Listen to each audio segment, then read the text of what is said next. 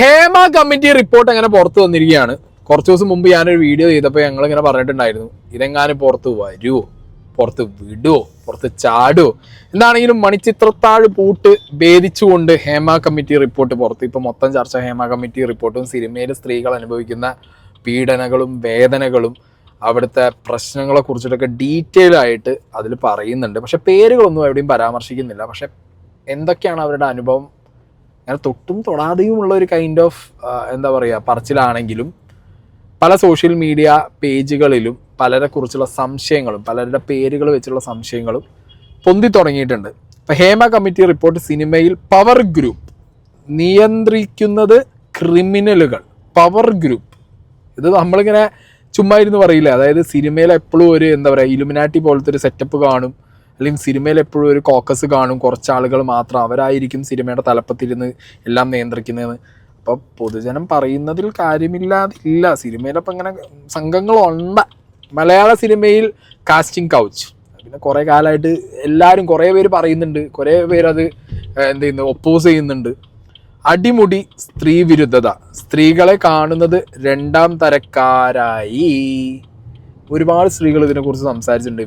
വെയ്ജിൻ്റെ പ്രശ്നമാണെന്നുണ്ടെങ്കിലും അല്ലെങ്കിൽ അവരെ ഷൂട്ടിന് വിളിക്കുന്ന സമയത്ത് അവരെ പല രീതിയിലുള്ള കോംപ്രമൈസുകൾക്ക് വേണ്ടിയിട്ട് അവരെ അപ്രോച്ച് ചെയ്യുന്നതൊക്കെ പലരും പറഞ്ഞിട്ടുണ്ട്. മലയാള സിനിമയിലെ അത്യുന്നതർക്കെതിരെ മൊഴി. അത്യുന്നതരുടെ പേരില്ല, അത്യുന്നതർ എന്ന് മാത്രമേ ഉള്ളൂ. റിപ്പോർട്ടിലുള്ളത് നടുക്കുന്ന സത്യങ്ങൾ. അതായത് സിനിമയിൽ പുരുഷാധിപത്യം, ആലിംഗന സീനിന് 17 റീടേക്ക്. അതായത് ഏതെങ്കിലും ഒരു നടി ഇപ്പോൾ ഇവർ പറയുന്ന കാര്യങ്ങൾക്ക് വില്ലിങ് ആയില്ല എന്നുണ്ടെങ്കിൽ റീടേക്ക് ലിപ് ലോക്ക് കെട്ടിപ്പിടുത്തം ഇങ്ങനെ സീനുകൾ ഇട്ട് കൊടുക്കും. എന്നിട്ട് റീടേക്ക് എടുപ്പിച്ചുകൊണ്ടേയിരിക്കും. എങ്ങനെയുണ്ട്? അപ്പോൾ എന്താണെങ്കിലും ഞാനിവിടെ ഒരു വീഡിയോ പ്ലേ ചെയ്യാട്ടെ, ചെറിയൊരു വീഡിയോ പ്ലേ ചെയ്യാൻ. ഡീറ്റെയിൽ ആയിട്ട് ഈ റിപ്പോർട്ട് ഇപ്പോൾ കിട്ടിയിട്ട് കുറച്ച് നേരമായിട്ടുള്ളൂ. ഞാൻ കൊച്ചിയിലാണ്, ഇത് കംപ്ലീറ്റ് ഇരുന്ന് വായിക്കണം. കിട്ടുന്നത് ഈ പലപ്പോഴും പലതരത്തിലും സ്ത്രീകൾ വലിയ തരത്തിലുള്ള ചൂഷണത്തിന് വിധേയരാകുന്നു എന്ന തരത്തിലെ റിപ്പോർട്ടാണ് പുറത്തു വന്നത്. അത് ചലച്ചിത്ര മേഖല പ്രശ്നങ്ങൾ പരാതിപ്പെട്ടാൽ, അതായത് ഇതുമായി ബന്ധപ്പെട്ട് സ്ത്രീകൾ ചൂഷണത്തിന് വിധേയരായാൽ ഇത് സംബന്ധിച്ച പരാതി നൽകിക്കഴിഞ്ഞാൽ അവർക്കുണ്ടാകുന്ന പ്രത്യാഘാതം വലുതായിരിക്കും. വഴങ്ങാത്തവരെ പ്രശ്നക്കാരെന്ന് പറഞ്ഞുകൊണ്ട് സെറ്റുകളിൽ നിന്നും ഒഴിവാക്കും. പോലീസിനെ സമീപിക്കാത്തത് ജീവഭയം കൊണ്ടാണെന്നും പലപ്പോഴും ഇത്തരത്തിൽ ഈ ലൈംഗിക ചൂഷണത്തിന് ഇരയായ സ്ത്രീകൾ ഏതെങ്കിലും തരത്തിൽ പോലീസിന് പരാതി നൽകാൻ തയ്യാറായി കഴിഞ്ഞാൽ അവരെ പ്രശ്നക്കാരാണ് എന്ന് പറഞ്ഞു, അല്ലെങ്കിൽ അവർക്ക് ജീവഭയമുണ്ട്, ഒപ്പം ഇതിന് വഴങ്ങാത്തവരെ പ്രശ്നക്കാരെന്ന് പറയും. മറ്റൊരു കാര്യം, അതിക്രമം കാട്ടിയവരിൽ ഉന്നതരുണ്ട് എന്നൊരു വെളിപ്പെടുത്തൽ കൂടി വരുന്നു. ഇത്തരം വിവരങ്ങൾ കേട്ടപ്പോൾ വലിയ തരത്തിൽ ഞെട്ടലാണ് തനിക്കുണ്ടായതെന്നും ജസ്റ്റിസ് ഹേമ ആ കമ്മീഷൻ റിപ്പോർട്ടിൽ വ്യക്തമാക്കുന്നുണ്ട്. ഇതിൽ നമ്മൾ മനസ്സിലാക്കേണ്ട ഒരു പ്രധാനപ്പെട്ട കാര്യം, വലിയ തരത്തിലുള്ള ചൂഷണം മലയാള സിനിമാ രംഗത്തുള്ള പല സ്ത്രീകളും നേരിടേണ്ടി വന്നു എന്നുള്ളതിന്റെ ഒരു വ്യക്തമായ നേർരേഖയാണ് ഈ റിപ്പോർട്ട് എന്ന് മനസ്സിലാക്കുന്നു. ഇതിൽ നിന്ന് ആദ്യം തന്നെ എടുത്തു പറയുന്നുണ്ട്, വിട്ടുവീഴ്ചയ്ക്ക് തയ്യാറാകാത്തവരെ അറിയപ്പെടുന്ന ചില കോഡുകളുണ്ട്. സഹകരിക്കുന്നവർക്ക് വലിയ തരത്തിലുള്ള ചാൻസുകൾ നൽകുന്നു. ഇത്തരത്തിൽ വലിയ തരത്തിലുള്ള മൊഴികൾ കേട്ടു. ആ മൊഴികൾ കേട്ടപ്പോഴും ജസ്റ്റിസ് ഹേമയ്ക്ക് വലിയ തരത്തിലുള്ള ഒരു ഞെട്ടൽ ഉളവാക്കി എന്ന് പറയുന്നു. അവസാനം പറഞ്ഞു നിർത്ത കമ്മീഷൻ തന്നെയാണ് അതിന്റെ ഒരു കാര്യം, പ്രസക്തമായ ഒരു ഭാഗം, വഴങ്ങാത്ത ആളുകളെ അല്ലെങ്കിൽ ഇംഗിതത്തിന് വഴങ്ങാത്തവരെ പറയുന്നത് പ്രശ്നക്കാരെന്ന് പറഞ്ഞ് പലപ്പോഴും സിനിമകളിൽ നിന്ന് ഒഴിവാക്കുന്നു. പോലീസിനെ സമീപിക്കാത്തത് ജീവഭയം കൊണ്ടാണ്. അപ്പോൾ ഇതിൽ നിന്ന് നമ്മൾ മനസ്സിലാക്കേണ്ടത്, എന്തുകൊണ്ടാണ് ഈ റിപ്പോർട്ട് പുറത്തു വരരുത് എന്ന് ചിലരെങ്കിലും ആഗ്രഹിച്ചത് എന്നതിന്റെ തെളിവാണ്. ശരിക്കുമല്ലോ ഹേമ കമ്മിറ്റി റിപ്പോർട്ടിൽ ഞാൻ പറയുമ്പോൾ പേരുകളടക്കം ആരൊക്കെയാണോ സ്റ്റേറ്റ്മെന്റ് കൊടുത്തത് അവരുടെ സ്റ്റേറ്റ്മെന്റുകളിലുള്ള ആളുകളുടെ പേരുകളടക്കം പുറത്തു വരണം. കാരണം ഇതൊരു സിനിമയിൽ മാത്രം ഒതുങ്ങുന്ന കേസല്ല. സിനിമ ഫീൽഡ് എപ്പോഴും കണക്റ്റഡ് ആയിട്ട് ഇരിക്കുന്നത് ഇവിടുത്തെ രാഷ്ട്രീയക്കാരും ഇവിടുത്തെ ബിസിനസ്സുകാരുമായിട്ടാണ്. പ്രമുഖരായ പല ബിസിനസ്സുകാർക്കും പ്രമുഖരായ പല രാഷ്ട്രീയക്കാർക്കും ഈ സിനിമാ ഫീൽഡിൽ കൈയിട്ട് വാരലും നക്കലും ഉണ്ട്. അതൊരു എന്താ പറയുക പരസ്യമായ രഹസ്യമാണ്.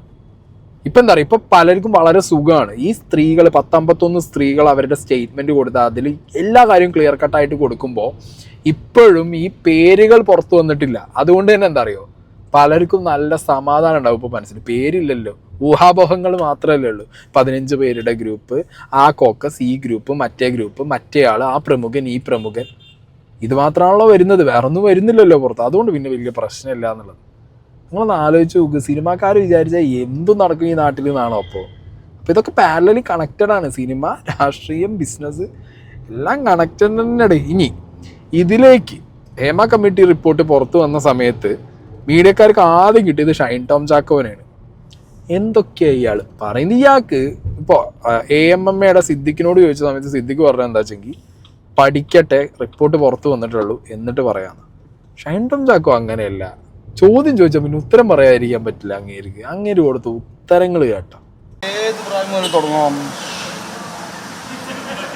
മുതൽ തുടങ്ങാം? യുവനടന്മാരെന്നൊക്കെ പറയില്ലേ? അപ്പോൾ ആ യുവനടന്മാരുടെ ഏജ് എവിടെ നിന്ന് തുടങ്ങണം എന്ന് പറയാം. 18 മുതൽ തുടങ്ങാം.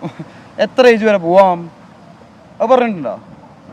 പിന്നെ നാട്ടിൽ നമ്മൾ മാത്രമാണോ ലഹരി അടിക്കുന്നത്? ഞാൻ അടിക്കാനാണെന്ന് നേരത്തെ പറഞ്ഞിട്ടുണ്ട് അല്ലേ? നമ്മളെന്തെങ്കിലും പ്രശ്നം ഉണ്ടാക്കിയിട്ടുണ്ടോ ആരോടെങ്കിലും?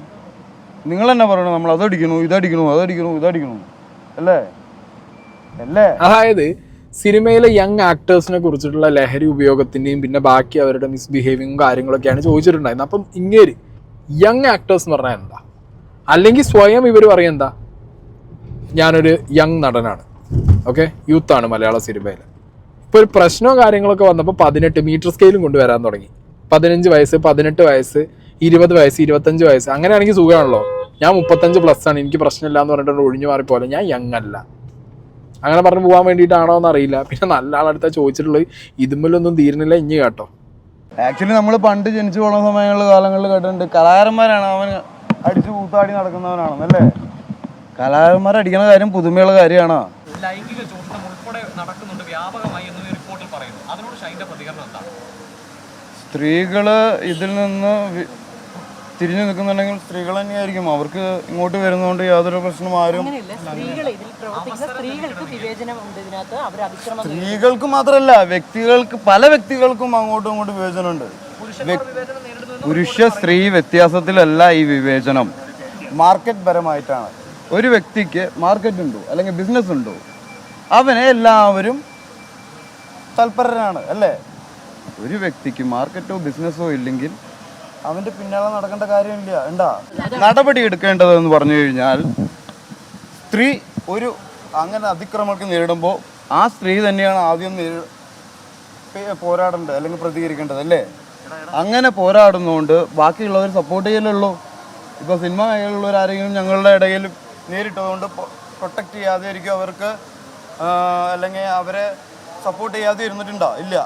പീഡനങ്ങൾ നേരിടുന്നുണ്ടെങ്കിൽ പീഡിപ്പിക്കുന്നവരോടല്ലേ ചോദിക്കേണ്ടത്? ഞാൻ സ്ത്രീയുമായി പീഡിപ്പിക്കാറില്ല, ഞാൻ പീഡിപ്പിക്കുന്നതായി കണ്ടിട്ടില്ല. മനസ്സിലായോ?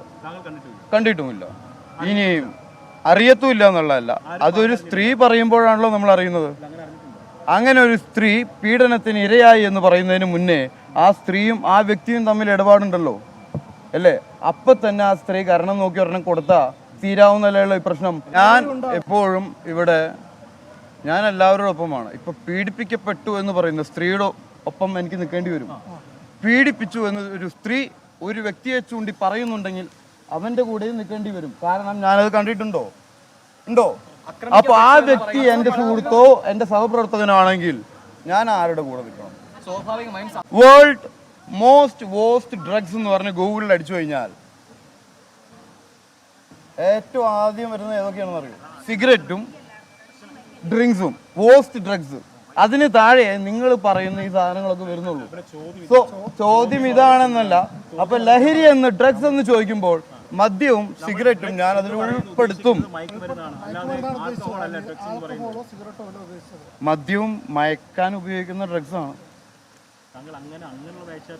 അതിനെന്താ ഞാൻ പറയുന്നത്? ചക്കാന്ന് ചോദിക്കുമ്പോൾ മാങ്ങാന്ന് ഉത്തരം പറയുന്ന ഷൈൻ ടോം ചാക്കോ. സ്ത്രീകൾ അനുഭവിക്കുന്ന പ്രശ്നം ഹേമ കമ്മിറ്റി റിപ്പോർട്ടിൽ പുറത്ത് വന്നപ്പോൾ നിങ്ങൾക്ക് എന്താ പറയാനുള്ളതെന്ന് ചോദിക്കുമ്പോൾ ഇങ്ങനെ പറഞ്ഞുകൊണ്ടിരിക്കുന്നതാണ്. മാർക്കറ്റ് എന്ന് പറഞ്ഞു കഴിഞ്ഞാൽ ഇപ്പം മാർക്കറ്റ് വാല്യൂ GST ഒക്കെ അടയ്ക്കുന്നവരെ പിന്നിലായിരിക്കുമല്ലോ എല്ലാവരും എന്നുള്ളത്. സ്ത്രീകൾ അനുഭവിക്കുന്ന ചൂഷണത്തിനെ കുറിച്ച് ചോദിക്കുമ്പോൾ ഇയാൾ എന്താ പറയുന്നത്? മാർക്കറ്റ് വാല്യൂ ഉള്ളവരെ ചൂഷണം ചെയ്യാൻ നടക്കുകയാണ് സിനിമക്കാർ, അല്ലെങ്കിൽ സിനിമയ്ക്കകത്ത് അങ്ങനെയാണോ? എല്ലായിടത്തും അങ്ങനെയുള്ള മാർക്കറ്റ് വാല്യൂ ഉള്ളവർ എന്തോന്നിടെ ഇങ്ങനെ പറയുന്നത്. പിന്നെ ഞാൻ സ്ത്രീകളെ എന്താ പറയുക പീഡിപ്പിക്കാറില്ല, ഞാൻ സ്ത്രീകളായിട്ട് പീഡനം നടത്താറില്ല. പിന്നെ സ്ത്രീകൾ എന്നെ കൊടുക്കൽ വാങ്ങൽ ഉണ്ടാവുമല്ലോ. ഒരു പീഡനം നടക്കുന്നതിന് മുമ്പൊക്കെ ആയിട്ട് അവർ തമ്മിൽ ഈ രണ്ട് വ്യക്തികൾ തമ്മിൽ കൊടുക്കൽ വാങ്ങൽ ഉണ്ടാവില്ല. അപ്പോൾ ആ കൊടുക്കൽ വാങ്ങലിൽ മുഖത്തേക്ക് ഒരു അടി വെച്ച് കൊടുത്താൽ മതി.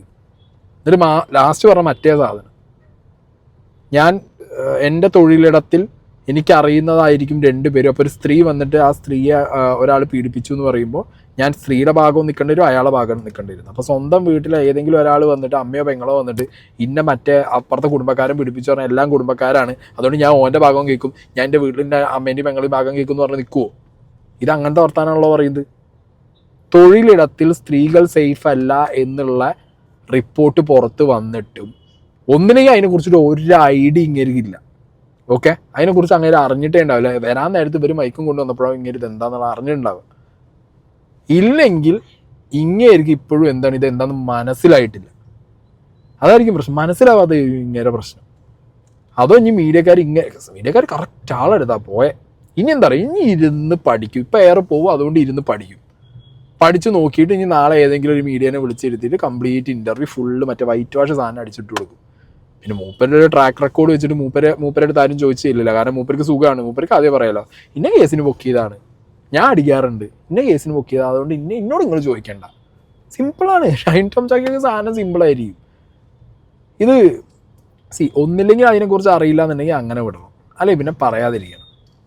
ഇത് മറ്റേ ഇന്ത്യയിൽ നിന്ന് തുടങ്ങിയ ജപ്പാനിൽ പോയി, അവിടുന്ന് അമേരിക്കയിൽ പോയി, അപ്പുറത്ത് അങ്ങനെ കറങ്ങി തിരിഞ്ഞ് സൗത്ത് ആഫ്രിക്ക വഴി വീണ്ടും ശ്രീലങ്കയിലൊക്കെ വരുന്ന അങ്ങനത്തെ വർത്തമാനങ്ങളാണ് ഇങ്ങനെ പറഞ്ഞുകൊണ്ടിരിക്കും. ഒരു സീരിയസ്നെസ്സും ഇല്ല. അയാൾ തോന്നിയത് അങ്ങനെ പറയണേ. ആദ്യം മീഡിയക്കാരെ പറഞ്ഞാൽ മതി, ഇങ്ങനെ അടുത്ത് തന്നെ മൈക്കും പിടിച്ച് പോയതിന് ഇതിനെക്കുറിച്ച് ചോദിക്കാൻ. കൊള്ളാം. എന്താണെന്നുണ്ടെങ്കിലും വരും മണിക്കൂറുകളിൽ കുറേ കാര്യങ്ങൾ റിവീലാവും. എനിക്ക് തോന്നുന്നത് മീഡിയക്കാരടക്കം കംപ്ലീറ്റ് ഇത് മൊത്തമായി നോക്കിയിട്ടുണ്ടാവില്ല, നോക്കി വരുന്നേ ഉണ്ടാവുള്ളൂ. ഇനി വരും ദിവസങ്ങളിലായിരിക്കും ഇതിൻ്റെയൊക്കെ റെസ്പോൺസ് വരാൻ പോണത്. എന്താണ്, ആരൊക്കെയാണ്, എങ്ങനെയൊക്കെ. ഇപ്പോൾ ലാസ്റ്റ് ലൂസിഫറിൻ്റെ സെറ്റിൽ നിന്നാണ് ഏറ്റവും ലാസ്റ്റായിട്ട് ഇതിൻ്റെ ഹേമ കമ്മിറ്റി സ്റ്റേറ്റ്മെൻറ്റ് എടുത്തത് എന്നാണ് പറയുന്നത്. അത് ആരുടെ അടുത്തുനിന്ന് എവിടുന്നാന്നൊന്നും പറയുന്നില്ല. പക്ഷേ ഞാൻ പറഞ്ഞല്ലോ, അപ്പോൾ അവിടെ ഇവിടെയൊക്കെ ആയിട്ട് കുറച്ച് പൊട്ടും പൊടികളും ഉണ്ട്. കുറേയൊക്കെ കണക്ട് ചെയ്തിട്ടൊക്കെ കുറേ അങ്ങോട്ടും ഇങ്ങോട്ടൊക്കെ സംസാരങ്ങളൊക്കെ എന്തായാലും നടക്കും. കുറേയൊക്കെ ഫേസ്ബുക്കിലും മറ്റേ ബാക്കി പ്ലാറ്റ്ഫോമുകളിലൊക്കെ ഗസ് വരും, ഈ ഇന്ന ആളായിരിക്കാം. ഇപ്പോൾ പറഞ്ഞല്ലോ 2 പ്രമുഖർ അവരെ ചുറ്റുന്ന ഉപഗ്രഹങ്ങൾ എന്നൊക്കെ പറഞ്ഞിട്ടുണ്ട്. അപ്പോൾ പിന്നെ അതൊക്കെ വരും. ബ്ലാക്ക് ഹോൾ അതും പറയുന്നുണ്ട്. ബ്ലാക്ക് ഹോൾ ആരാ, ഉപഗ്രഹം ആരാ, മറ്റേ ഇവരെ ഈ പ്രമുഖരാരൊക്കെയാന്നുള്ളതിനൊക്കെ കുറിച്ചൊക്കെ ഒരുപാട് ഗസ്സസ് വരാൻ ചാൻസ് ഉണ്ട്. ഞാൻ പറയുമ്പോൾ ഈ റിപ്പോർട്ടിൽ സ്ലാഷ് ചെയ്ത് പറഞ്ഞ പേരുകൾ പുറത്ത് പറയാൻ റെഡി ആവണം ഈ നടിമാർ. എന്നാൽ മാത്രമേ ഇതിലൊരു തീരുമാനം. ഇല്ലെങ്കിൽ എന്താ പറയുക, ഈ റിപ്പോർട്ട് ഒരു 4-5 ദിവസം ചർച്ചയാവും, എടുത്ത് മാറ്റി സൈഡിൽ വയ്ക്കും, അടുത്ത് എന്തെങ്കിലും ഗെയിമും കൊണ്ടുവരും. അതാണ് നടക്കാൻ പോണത്.